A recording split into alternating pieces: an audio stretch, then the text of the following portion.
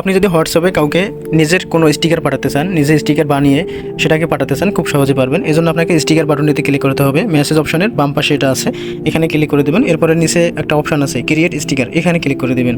তো এখানে ক্লিক করে দেবে, আপনার গ্যালারিতে যে ছবিগুলো আছে আপনি এখানে দেখতে পাবেন। তো আপনার এখান থেকে যে কোনো একটা আপনি ছবি দিবেন যেটা আপনার ভালো লাগে। তো আমি এই ছবিটাকে সিলেক্ট করে দিলাম।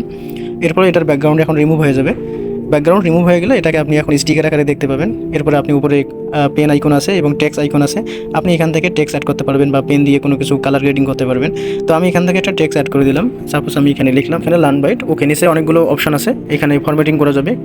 এটাকে আপনি বিভিন্ন কালার দিতে পারেন অথবা আপনি সুন্দর করে ফন্টটা দিতে পারেন।